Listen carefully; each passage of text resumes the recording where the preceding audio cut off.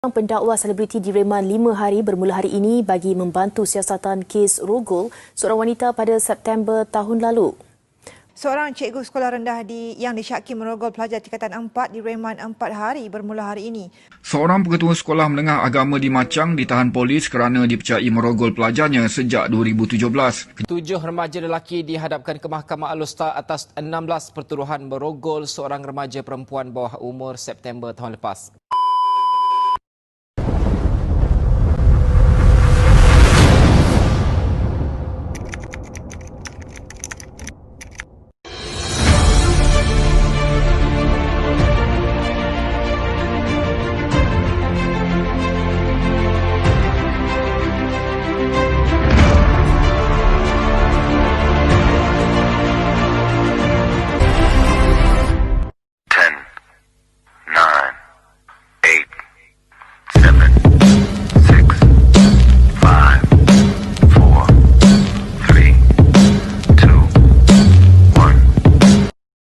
Assalamualaikum warahmatullahi wabarakatuh. Kami daripada kumpulan Akidah yang ke-20 ingin membentangkan isu rogol dalam kalangan remaja Islam. Sebelum melangkah lebih jauh, izinkan saya mendefinisikan apakah itu maksud akidah. Akidah ialah perkara yang dibenarkan di dalam jiwa dan ditetapkan di dalam hati dengan yakin bahawa pegangan itu benar dan tiada keraguan lagi padanya. Keimanan yang teguh dijadikan ikutan dalam menentukan hala tuju manusia. Manakala iman yang lemah pula adalah akidah yang tidak sempurna dalam diri seseorang manusia yang mengakibatkan dia cenderung melakukan larangan Allah SWT. Laporan statistik jenayah Malaysia pada tahun 2020 menunjukkan jenayah rogol dan mencederakan mencatatkan peningkatan sebanyak 5.5% berbanding tahun sebelumnya iaitu 2.9% pada tahun 2019. Sumber dari Harian Metro 4 November lalu, terdapat 4 remaja lelaki telah melakukan hubungan seks dengan seorang kanak-kanak berusia 12 tahun dan seorang remaja perempuan berusia 15 tahun secara bergilir-gilir dan mereka telah ditangkap pihak berkuasa. Adakah ini berpunca daripada kegoyahan akidah manusia itu sendiri yang mana tahap kesedarannya yang rendah dalam mempelajari ilmu akidah? Berdasarkan pemerhatian yang telah kami lakukan, kami dapat mengenal pasti isu semasa mengenai permasalahan rogol ini. Ia adalah berkait dengan akidah remaja itu sendiri yang perlu dikaji yang lebih mendalam seperti punca atau faktor, impak terhadap negara, agama, masyarakat dan langkah-langkah bagi mengatasinya. Di arus kemodenan semasa, gejala-gejala yang merosakkan akidah umat Islam semakin meningkat. Perkara yang merosakkan akidah termasuklah perbuatan merogol. Dalam Islam, rogol mempunyai makna yang hampir sama dengan perbuatan paksaan zina. Syariat Islam telah mendefinisikan rogol sebagai zina al-jabar iaitu paksaan zina. Perempuan yang terpaksa berzina atau diperkosa. Oleh yang demikian, setelah diperhatikan segala ciri-ciri yang penting dalam takrifan zina, maka jenayah rogol boleh ditakdirkan sebagai hubungan di antara lelaki dan wanita yang bukan isterinya sama ada melalui perbuatan atau tanpa kerelaan wanita tersebut. Hukuman rogol atau zina dalam Islam. Hukuman rogol dalam Islam adalah sama seperti hukuman berzina. Hukuman tersebut dibahagikan kepada dua. Yang pertama, hukuman rejam yang dikenakan kepada pelaku yang sudah berkahwin. Yang kedua, hukuman sebatan. Hukuman sebatan sebanyak 100 kali serta dibuang negeri selama setahun dikenakan terhadap pelaku yang belum berkahwin. Cara pensabitan jenayah rogol dalam Islam. Yang pertama, pengakuan. Perogol perlulah mengaku akan tindakannya tersebut dilakukan dalam keadaan waras tanpa ada sebarang paksaan. Yang kedua, penyaksian. Penyaksian memerlukan kepada 4 orang saksi lelaki yang akhil balik dan adil. Disyaratkan juga bagi setiap saksi tersebut melihat perbuatan tersebut tanpa ada kesamaran. Yang ketiga, qarinah iaitu bukti. Bukti yang meyakinkan seperti wanita tersebut didapati hamil ataupun melahirkan anak kurang daripada 6 bulan tempoh pernikahannya. punca atau faktor berlakunya jenayah rogol? Antara faktornya ialah penyalahgunaan media massa. Seperti yang kita sedia maklum, zaman kini adalah zaman teknologi. Jadi, penyalahgunaan media massa seperti melayari internet dengan menonton video lucah atau membaca cerita-cerita yang berunsurkan pornografi boleh mengakibatkan ketagihan kepada seseorang remaja dan perasaan ingin mencuba sesuatu yang baharu lalu bertindak kepada mangsa. Yang keduanya adalah cara pemakaian wanita. Cara pemakaian wanita yang menjolok mata dan hanya mengikut trend barat juga mengundang kepada permasalahan ini. Perkara ini terjadi kerana wanita tersebut terlalu taksub dengan cara pemakaian barat dan terlampau bertabaruj sehingga sanggup mengetepikan hukum agama. Yang ketiganya pula adalah kurang penghayatan ilmu agama dalam diri. Mereka sudah mempelajari apa itu zina, kenapa kita perlu menjauhi zina. Namun, mereka tidak mempraktikannya dalam kehidupan seharian mereka, malah mereka masih mendekati zina.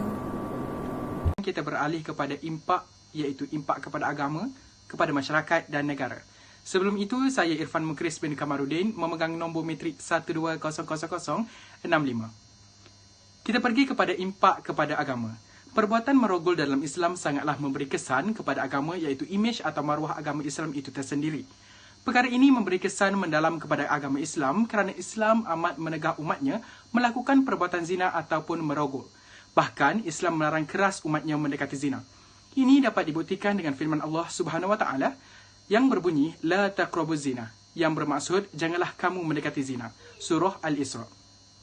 Manakala impak kepada masyarakat pula, jenayah rogol ini akan menyelubungi masyarakat dengan sifat rasa bersalah dan tidak prihatin terhadap masyarakat lain, terutamanya orang Islam, kerana berdasarkan hadis Nabi SAW, tidak masuk syurga seseorang itu sebelum dia mengasihi saudaranya tersendiri. Justru itu, masyarakat seharusnya mengambil berat dan prihatin sesama masyarakat supaya tidak berlaku kes-kes rogol di Malaysia.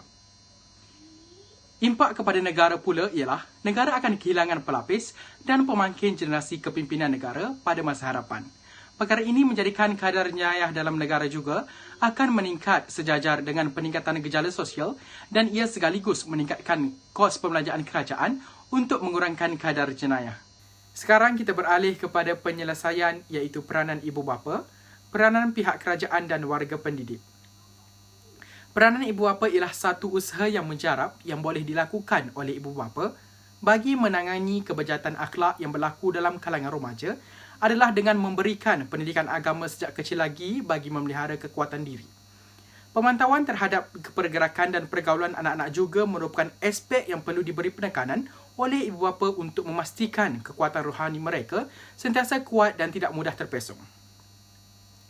Manakala peranan kerajaan dan warga pendidik pula ialah mempergiatkan kempen yang sihat dalam meningkatkan nilai moral dan jati diri sasiah seperti kempen jaga pandangan dan memelihara kehormatan di seluruh peringkat sama ada agensi kerajaan, sekolah, masyarakat maupun keluarga. Guru dan ibu bapa mestilah seiring berganding bahu memantau kelakuan anak-anak dan memastikan anak-anak dapat sukatan pelajaran agama yang secukupnya. Pihak kerajaan juga perlulah lebih cakna akan isu rogol dengan mengetatkan lagi undang-undang bagi melindungi kesucian akidah umat Islam dari dipandang serong oleh mana-mana pihak. Menurut perspektif Islam, kes rogol merupakan satu jenayah besar dan berat. Masalah sosial kerap berlaku di kalangan remaja yang menyebabkan kes rogol di Malaysia meningkat dari semasa ke semasa. Hal ini dikatakan demikian kerana iman yang lemah mendorong seseorang melakukan perkara yang dilarang oleh Allah Subhanahu Wa Taala, seperti kurangnya didikan agama dan pemakaian yang tidak menutupi aurat dan tidak mematuhi syariat Islam. Tambahan lagi, kemajuan teknologi pada masa kini memberi kesan impak yang negatif kepada pengguna jika tidak digunakan ke jalan yang betul.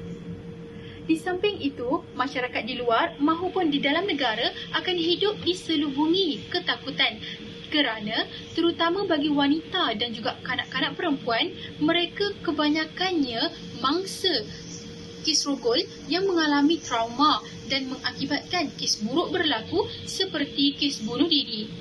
Ini menunjukkan masalah sosial memberi impak yang sangat besar kepada imej dan maruah negara, sekaligus agama dan masyarakat. Kes rogol merupakan perkara yang sangat berat dan harus diberi hukuman yang setimpal. Oleh hal yang demikian, pemahaman tentang isu rogol ini sekurang-kurangnya membuka mata pelbagai pihak, terutamanya untuk bertanggungjawab memainkan peranan dan menjadi contoh teladan bagi menghapuskan masalah rogol dalam kalangan remaja. Ibu bapa juga harus memainkan peranan penting mendidik anak-anak menjauhi pergaulan bebas pada usia muda.